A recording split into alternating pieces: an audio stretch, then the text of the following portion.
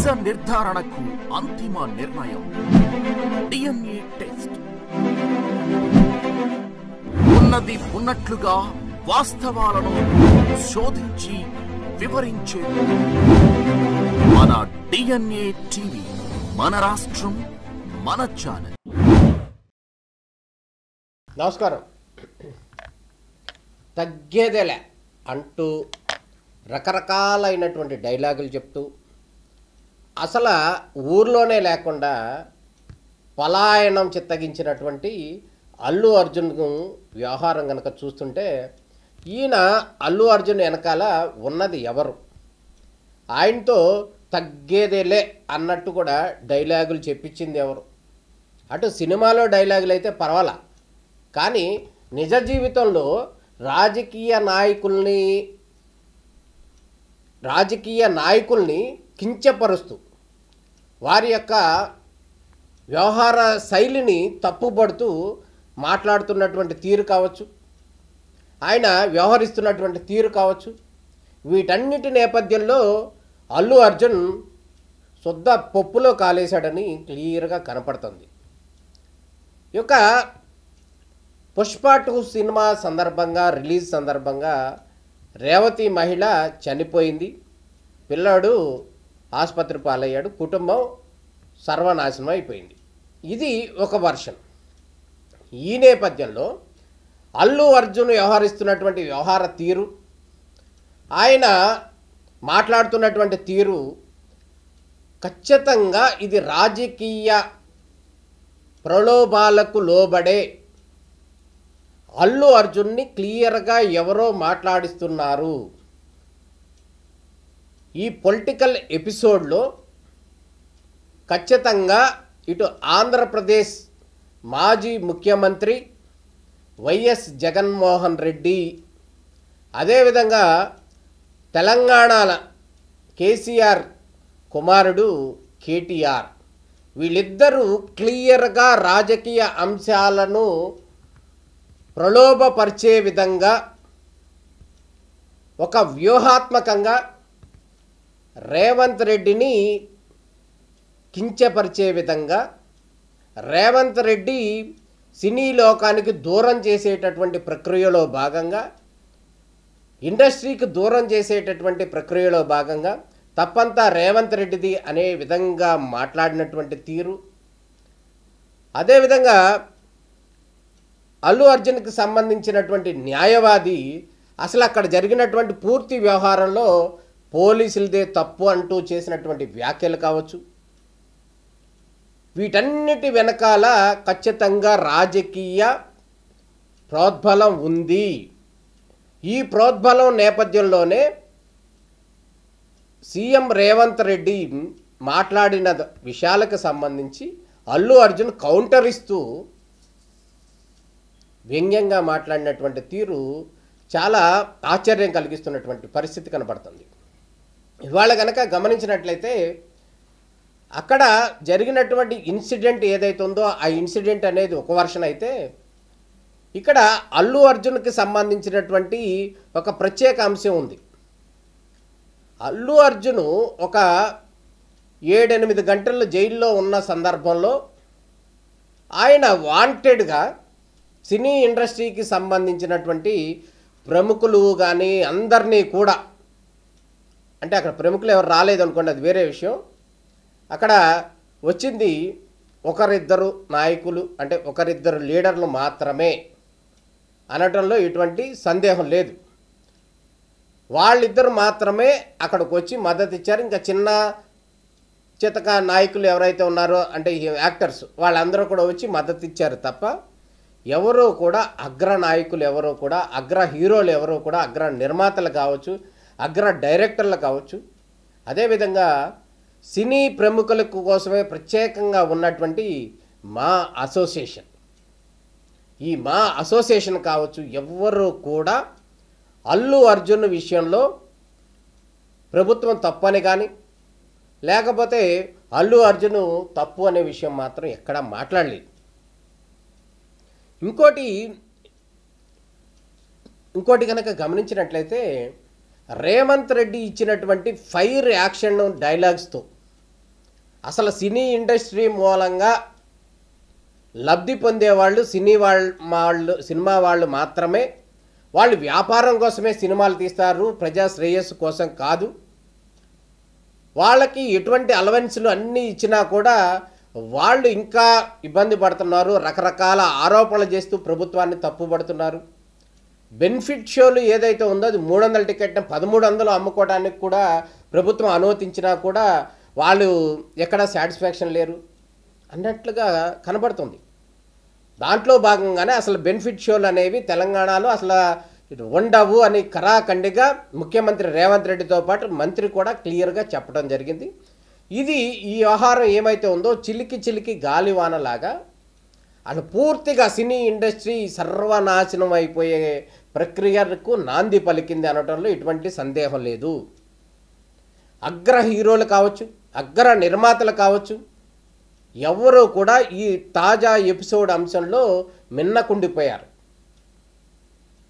ఇక్కడ ఎవరిని తప్పు పట్టడానికి సంబంధించి ఎవరు ఎక్కడ మాట్లాడలేదు. అగ్ర హీరోలుగా ఉన్నటువంటి వాళ్ళందరూ కూడా అసలు సైలెంట్ అయిపోయారు ఆల్మోస్ట్. చిరంజీవి అనేవాడు మాత్రం సొంత కుటుంబ సభ్యుడు కాబట్టి ఆయన మాట్లాడారు. ఇక పవన్ కళ్యాణ్ గురించి మనం మాట్లాడితే ఆంధ్ర డిప్యూటీ సీఎం ఆయన్ని ఇంతవరకు డైరెక్ట్గా కలిసినట్లు కూడా ఎక్కడా కనపడలేదు. ఇక సినీ ఇండస్ట్రీకి సంబంధించిన వాళ్ళు రకరకాలు ఉన్నారు, మన పేర్లు చెప్పవసరం లేదు. బాలకృష్ణ గారు కావచ్చు, జూనియర్ ఎన్టీఆర్ కావచ్చు, మహేష్ బాబు కావచ్చు, వెంకటేష్ కావచ్చు, నాగార్జున కావచ్చు, ఇట్లా అనేక రకాలైనటువంటి ప్రముఖులందరూ కూడా ఉన్నారు సినీ ఇండస్ట్రీకి సంబంధించిన వాళ్ళు. ఎవరు కూడా ఇక్కడ అల్లు అర్జున్ ఎపిసోడ్లో అల్లు అర్జున్ వాంటెడ్గా ఏదో చేస్తున్నాడు అనేది క్లియర్గా వాళ్ళకి అర్థమవుతుంది. గత ఎన్నికల సందర్భంలో కడప వచ్చి ప్రత్యేకంగా వైసీపీ అభ్యర్థి ఎవరైతే ఉన్నారో ఆ అభ్యర్థికి ప్రచారం చేయడానికి అల్లు అర్జున్ వచ్చాడు. ఎన్డీఏ కూటమిలో ఉన్నటువంటి పవన్ కళ్యాణ్కి సంబంధించి పవన్కి మద్దతు ఇవ్వడానికి కానీ ఎక్కడా చేయలేదు, ఏం చేయలేదు. కానీ ఇక్కడ వైసీపీకి సంబంధించినటువంటి జగన్మోహన్ రెడ్డి అభ్యర్థికి కడప వచ్చి మద్దతు ప్రకటించాడు. అక్కడ ర్యాలీ అదేవిధంగా ప్రచారం చేశాడు. ఇది అక్కడ క్లియర్గా అర్థమైపోతుంది ఈయన వైసీపీ వ్యక్తి అని. అదేవిధంగా నిన్న మొన్న జరిగినటువంటి తాజా ఎపిసోడ్లో వైసీపీ ఎంపీ ఎవరైతే ఉన్నాడో ఆయన న్యాయవాది, ఆయన పోలీసుల మీద అవాకులు చవాకులు మాట్లాడుతూ అసలు పోలీసుల మూలంగానే ఇది జరిగింది అంటూ కూడా ఆయన మాట్లాడినటువంటి తీరు, ఆయన కూడా వైసీపీ ఎంపీ. ఇంకొక కేటీఆర్ గారు ఎవరైతే ఉన్నాడో ఈ కేటీఆర్ గారు బహిరంగంగా కూడా మాట్లాడాడు. తెలంగాణ ముఖ్యమంత్రి పేరు మర్చిపోతే కనుక ఆయన వెంటనే జైలు వేసేస్తారా అంటూ కూడా కౌంటర్ ఇచ్చారు. అక్కడ రేవంత్ రెడ్డిని తక్కువ చేసి మాట్లాడాలనేటటువంటి అంశము అక్కడ రాజకీయ లబ్ధి కోసమే కేటీఆర్ మాట్లాడారు. అంటే వీళ్ళిద్దరూ కూడా ఇక్కడ కేటీఆర్ కావచ్చు, ఇక్కడ జగన్మోహన్ రెడ్డి కావచ్చు, ఇక్కడ న్యాయవాది కావచ్చు, వీళ్ళందరూ కూడా వైసీపీ ఇండైరెక్ట్ వైసీపీ సపోర్టర్సు, అక్కడ బీఆర్ఎస్ సపోర్టర్స్. ఉమ్మడి శత్రువుగా ఉన్నటువంటి అక్కడ రేవంత్ రెడ్డిని తగ్గించాలి, రేవంత్ రెడ్డిని కార్నర్ చేయాలనేటటువంటి వ్యూహంలో భాగంగా వీళ్ళిద్దరూ కూడా అల్లు అర్జున్తో నడిపించారు అనేటటువంటి ఊహాగానాలు కూడా వచ్చాయి.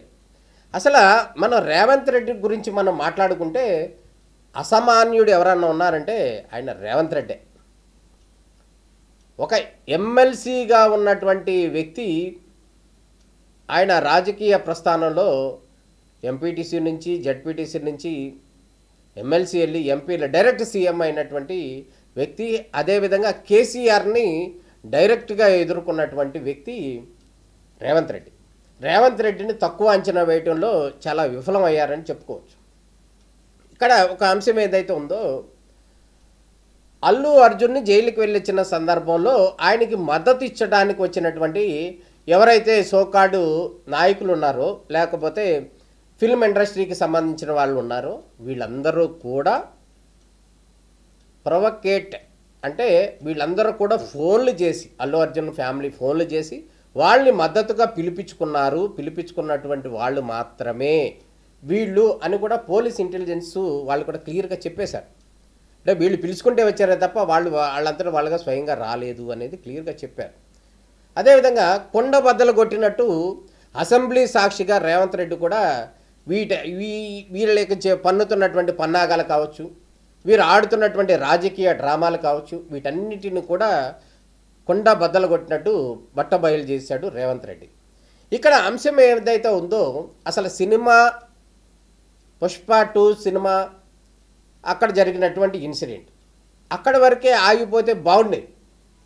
అక్కడ సినీ ఇండస్ట్రీకి సంబంధించిన వాళ్ళు ఎవరో వెళ్ళి అక్కడ నిజంగా అది యాదృచ్ఛికంగా జరిగింది కాబట్టి ఆ కుటుంబానికి మద్దతు ఇచ్చి వారికి సపోర్ట్ ఇచ్చి చేసిన దానికి క్షమాపణలు చెప్పి బహిరంగంగా క్షమాపణలు చెప్పి తప్పు అయిపోయిందని వాళ్ళ కాళ్ళు ఇచ్చి పట్టుకున్నట్టయితే అక్కడితో దాదాపు కొంతవరకు శాంతించేవాళ్ళు. కానీ దానికి రాజకీయ రంగు పులిమి రేవంత్ రెడ్డి మీద, ఆ రాష్ట్ర ముఖ్యమంత్రి మీద అవాక్కులు చెవాకులు పేలటం. ఇవాళ తాజాగా కూడా చూసినటువంటి సంఘటన ఏదైతుందో అల్లు అర్జున్ కుటుంబం మీద, అల్లు అర్జున్ ఇంటి మీద ఎవరైతే ఉన్నారో వాళ్ళందరూ కూడా కాంగ్రెస్ వాళ్ళు అంటున్నారు, వాళ్ళు వీళ్ళు ఎవరో కానీ అందరూ కూడా వెళ్ళి అల్లు అర్జున్ ఇంటి మీద దాడి చేసినటువంటి సంఘటన అందరూ చూసాం. వాళ్ళు దానికి సంబంధించి అరెస్టులు కూడా చేశారు.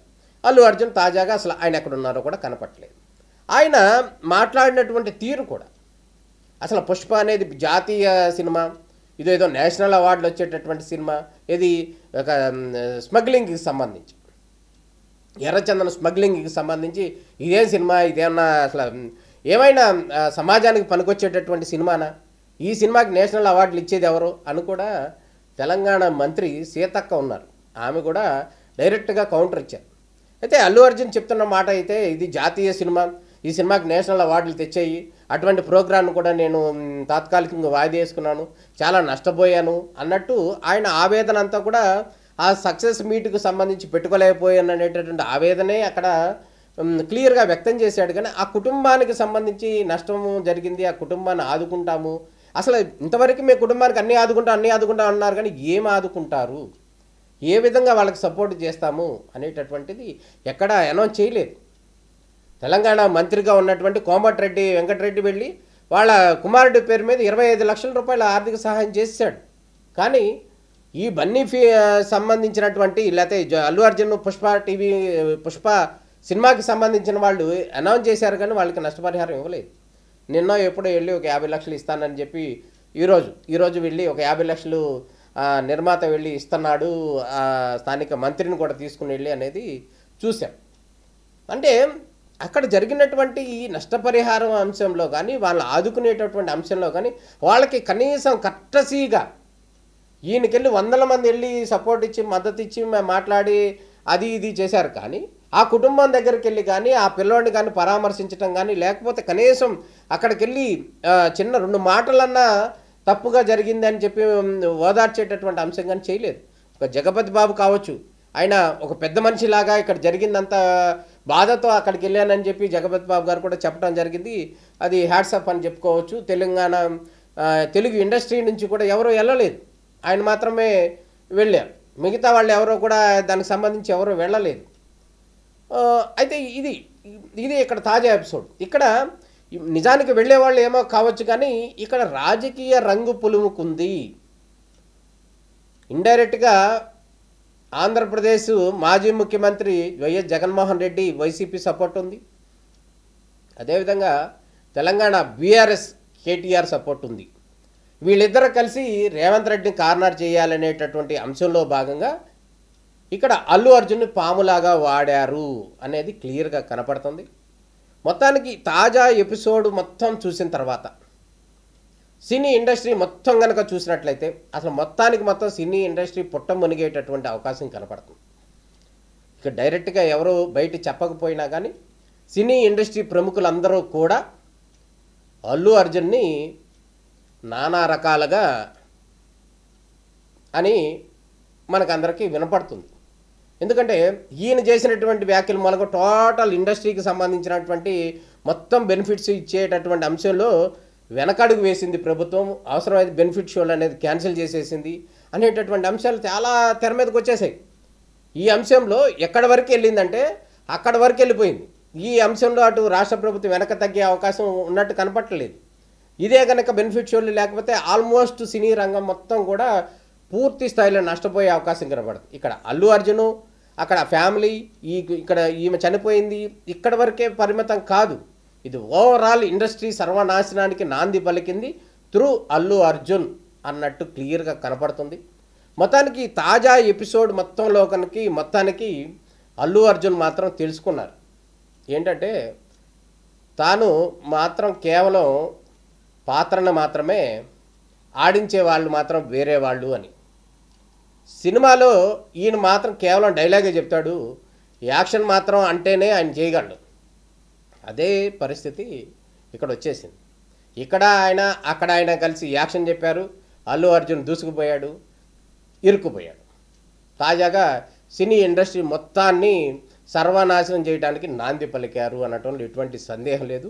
ఈ అంశానికి సంబంధించి సినీ ఇండస్ట్రీకి సంబంధించి రేవంత్ రెడ్డిని కంట్రోల్ చేయాలన్నా, రేవంత్ రెడ్డికి ఏదైనా ఒక మాట చెప్పగలగాలి అన్నా కూడా అది కేవలం ఆంధ్రప్రదేశ్ ముఖ్యమంత్రి సీనియర్గా ఉన్నటువంటి చంద్రబాబు నాయుడుతోనే సాధ్యం అవుద్ది అనేటటువంటి ఒక అంచనాకు ఈ సినీ ఇండస్ట్రీ ప్రముఖులందరూ వచ్చేశారు.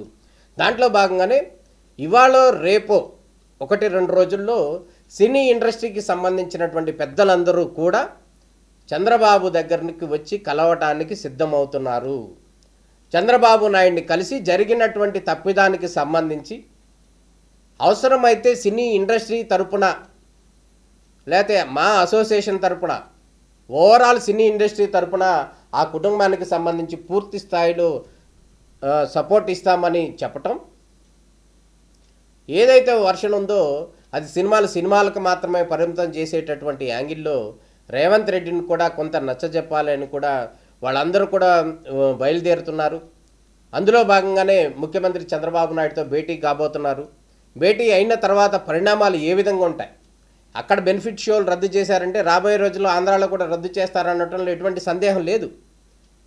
ఈ నేపథ్యంలో ఇక్కడ కూడా పూర్తిగా నష్టపోయే పరిస్థితి ఉన్న నేపథ్యంలో వాళ్ళందరూ ఇండస్ట్రీ ప్రముఖులందరూ కూడా చంద్రబాబు నాయుడుతో భేటీ కాబోతున్నారు. ఈ భేటీ అయిన తర్వాత ఏం జరుగుతుంది, ఏమైనా రేవంత్ రెడ్డి కొంతవరకు తగ్గుతారా లేదా అనేది అయితే మనం వేచి చూడాల్సిన పరిస్థితి కనపడుతుంది. మొత్తంగా కనుక మనం గమనించినట్లయితే అల్లు అర్జున్ అనేటటువంటి ఒక క్యారెక్టర్ మూలంగా తగ్గేదే లేదు అన్నట్టుగా ఆయన ఏదో డైలాగులు చెప్పినట్టుగా సినిమాలో మాదిరిగా సీఎంలను కూర్చోబెట్టడం మార్చేయటం అన్నట్టుగా ఆయన సినిమాలో మాత్రమే చూపించగలిగారు. అది నిజ జీవితంలో సాధ్యం కాదు అనే విషయాన్ని అయితే అల్లు అర్జున్ పూర్తిగా తెలుసుకున్నారు. అల్లు అర్జున్ ద్వారా సినీ ఇండస్ట్రీలో ఉన్నటువంటి ప్రముఖులందరూ కూడా తెలుసుకున్నారు. మొత్తంగా ఇది రాజకీయ క్రీడ మాత్రమే అనేటటువంటి విషయాన్ని ఆలస్యంగా అయినా కానీ Allu Arjun and family and కొంతమంది ప్రముఖులు కూడా తెలుసుకున్నారు. ఇది ఈరోజు యొక్క ప్రత్యేక విశ్లేషణ. అల్లు అర్జున్ తప్పు చేశారు, పప్పులో కాలేశారు అనటంలో ఎటువంటి సందేహం లేదు. ఇది స్పెషల్ అనాలిసిస్. నమస్కారం.